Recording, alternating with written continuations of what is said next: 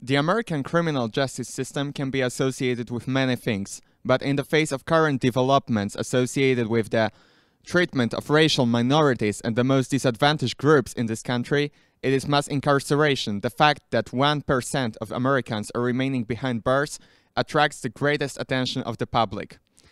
Combined, 2.5 million people are inside the criminal justice system in the United States at any given moment, including right now at the time of the recording of this talk. Combined, they would make America's fourth largest city if they were to gather in one place. However, there is one group in the American criminal justice system which has to be considered and which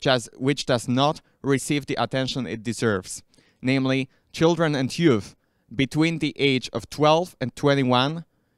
who are often suffering to the greatest extent from the harsh conditions and from the completely inadequate model of policing and of criminal justice and rehabilitation,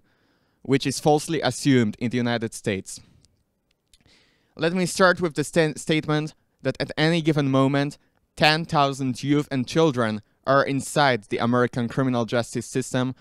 treated as adults, which means that they are subjected to punitive sanctions, often receive inadequate educational and social programs, do not receive psychological counseling, and have little to no prospects of rehabilitations towards the future,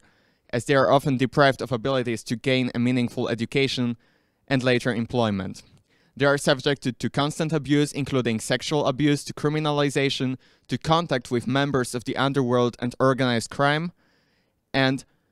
not less importantly, they are at a constant risk of suicide, which can effectively deprive them of all their liberties of their life and of their prospects until their sentence is even carried out. In my talk, I would like to identify 3 problems and 3 solutions which can be taken throughout the current tenure of President Joe Biden and his administration to resolve the pressing issue of the constant confinement of American youth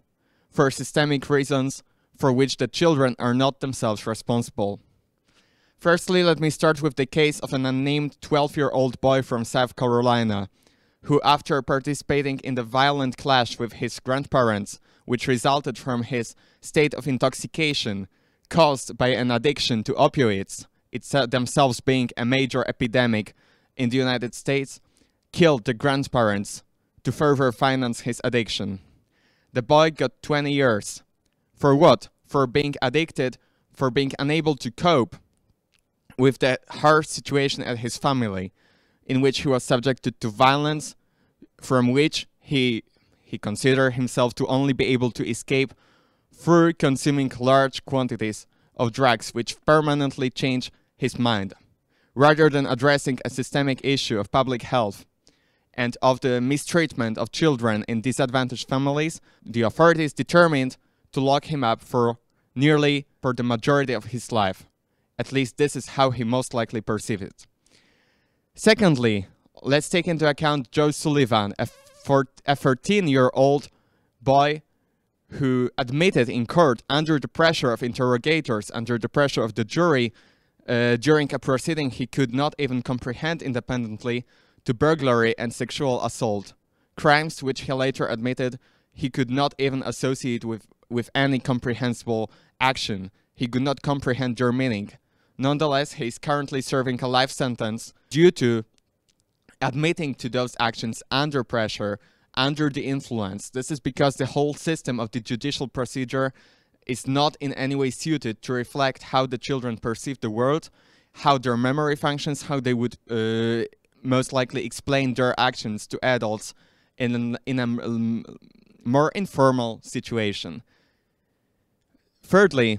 the issue of mandatory minimums, and particularly mandatory life sentences, which, despite being intended to provide equal justice for all, in fact cause equal suffering and equal pain for the crimes which people committed for reasons which are not under their control entirely. And this applies particularly to children whose cognitive abilities are not yet fully developed. A symbol across the entire United States of this case is a 12-year-old boy by the name of Lionel Tate, who, after entering in a violent confrontation at a playground, killed another young child. While the accident was tragic, it must also be remembered that the boy had little chance of controlling his actions and his impulses. Rather than offering him any sort of behavior control therapy for psychological and mental issues, he was given mandatory life, and neither the judge nor the jury had any authority in determining the sentence, and perhaps directing the criminal justice system in his case towards rehabilitation and towards the acknowledgement of the issues which presumably push him towards the horrible crime. While the current situation remains a tragedy for 10,000 children, their entire families, and the communities which are aware that any minor mistake and infraction can cost children their freedom and their opportunities for their entire lives, 3 steps can be taken immediately by the current administration under President Joe Biden. Firstly, an issue which has to be addressed at the earliest convenience of the lawmaking bodies within states and at the federal level is the abolition of the legislation which legitimizes mandatory minimum sentences and which legitimizes treatment of kids equally to adults in the criminal justice system. This is a source of discrimination and reflects the lack of acknowledgement of the differences between the circumstances in which children and adults function, of the differences in terms of their ability to reason and to guide their actions in line with the expected social norms. And last but not least, it also reflects a disparity in their status, because children, having almost no rights, including no right to be independently supported from the state, carry a great responsibility which can be associated with any of their detrimental behavior. Secondly, the institutions to which children are confined themselves also require immediate change. Rather than being placed in adult prisons, in which problems regarding violence, regarding drugs, regarding the instant acquisition of norms of the criminal world arrive, children should be placed in locations which resemble their homes, which resemble their communities, which introduce them to a rehabilitated life later in freedom, and in which they can receive programming and education, so that they would no longer return to the world of crime. And last but not least, an issue which has been failing consistently since the beginning of the American criminal justice system and policing is prevention. So the identification of possible factors of crime, of possible factors of social exclusion at the earliest age of a child, which should be performed by the educational institutions, by the social support network at the local level, in cooperation with vulnerable families, whose aim should be to prevent children from entering the world of crime, from resorting to crime, particularly crimes associated with property and with drug consumption, to finance their living and to function independently from the dysfunctions of their families and their neighborhoods. Those 3 steps should be undertaken immediately by the current administration because, as I said towards the beginning, every day in American criminal justice system, a complete city of people being isolated with one of its neighborhoods being the most vulnerable people of society, namely youth, particularly youth of racial minorities.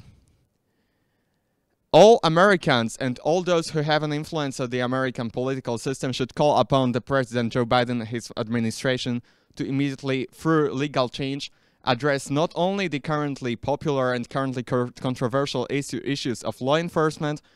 and of economic crisis, but also the social crisis, which, despite being a tragedy for American youth and their families, still has not been acknowledged.